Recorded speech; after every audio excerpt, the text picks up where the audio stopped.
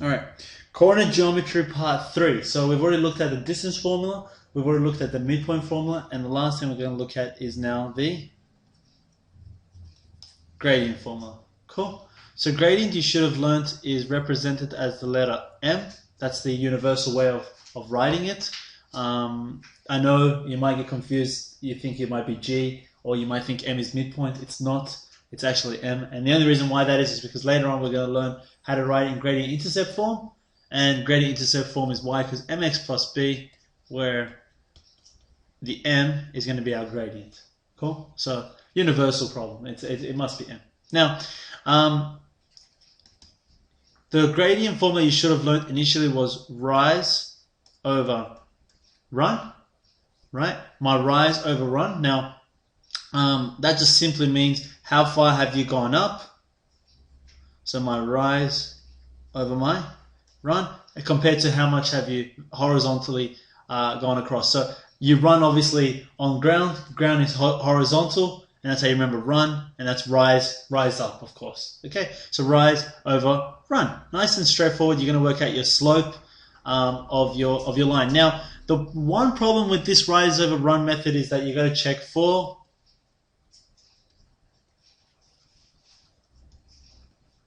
check the slope. Okay, is it positive? Is it positive or is it negative? Now, the way you check it, if it's positive, it's slope to the right.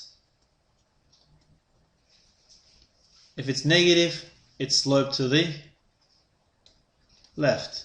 What does it mean by slope to the right or slope to the left? Well, if a line is sloped to the right, then it would look like this. Okay, because this is your initial point. Think of it like this. Think of that as your starting point.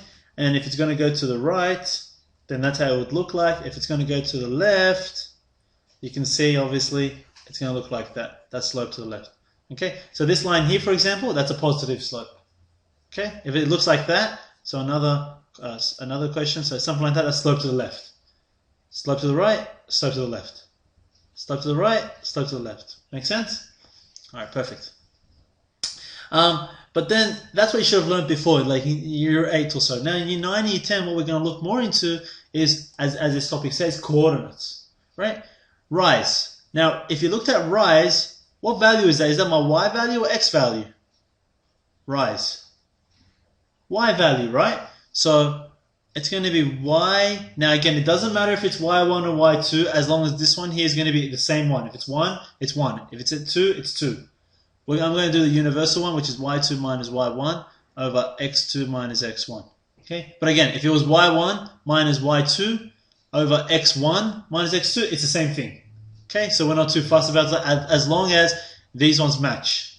Cool. Again, minus, hopefully you should understand why we minus now, because I told you in part 1, we are going to be looking at it kind of in midair. So imagine that's A, that's somewhere B, and if you want to work out that rise, I have to go all of A, take away that part of B, and that gives me this part of that's between A and B. True? Alright, perfect. So we got y2 minus y1 over x2 minus x1. And the reason why I showed you rise over run is because I see in exam papers a lot of students are writing x2 take away x1 over y2 minus y1. And then I just tell them, look, do you remember rise over run? Obviously the answers are yes. Rise, y value. Run, x value. And now you know the y is on top, the x is on the bottom. Cool? Another formula I'm going to introduce here, but we probably won't use yet, is equals to tan theta. Alright? We're not going to use this one yet, but it also equals to tan theta. I'm just going to quickly show it here, y equals to tan theta. And that's because we have a right angle triangle. That's my theta. If you know from SOHCAHTOA, tan theta is equal to opposite over adjacent, and that's the same as rise over run. But like I said, we're not going to look at that for the time being, so you can just ignore that. Again, let me give you an example now. So imagine I had point A, 4 minus 2, point B, which is minus 3 minus 6. Let's try to find the gradient.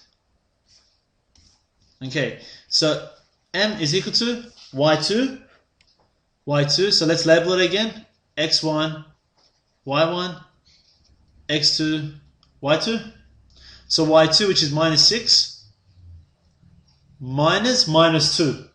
Right? So now I'm going to shortcut that. I'm going to write plus 2 because 2 minuses become a plus. Over x2, which is in this case minus 3. And then I'm going to take away 4. Minus 6 plus 2 is 4. Minus 3 minus 4 is minus 7. So my answer is minus 4 over 7. Okay? It doesn't make a difference where I put the negative. I can put it on the top or I can put it at the bottom or I can put it in the middle. Alright?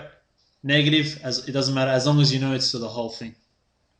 Now to show you that y1, I guess, wouldn't have mattered. So I'll do y1 minus y2 over x1 minus x2. As long as these are the same, watch this. y1 is minus 2.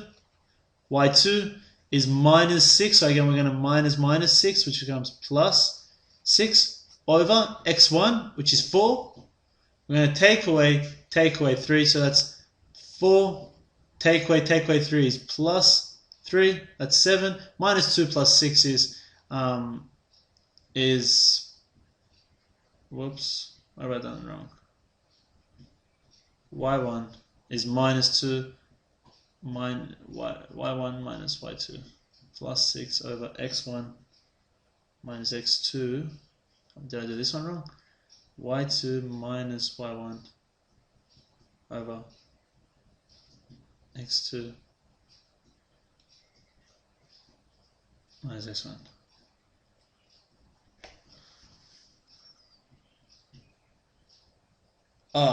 Minus 6 plus 2 is minus 4. Right? Minus 4. Minus 3 minus 4 is minus 7. Minus 4 over minus 7 is 4 over 7. My bad for that one. Right? You get that? I forgot the minus here. Minus 2 plus 6, that's positive 4. And then 4 plus 3 is 7. 4 over 7. So they're the exact same number. Okay? It doesn't make a difference if you do y1, y2, x1, x2, or y2, y1, x2, x1.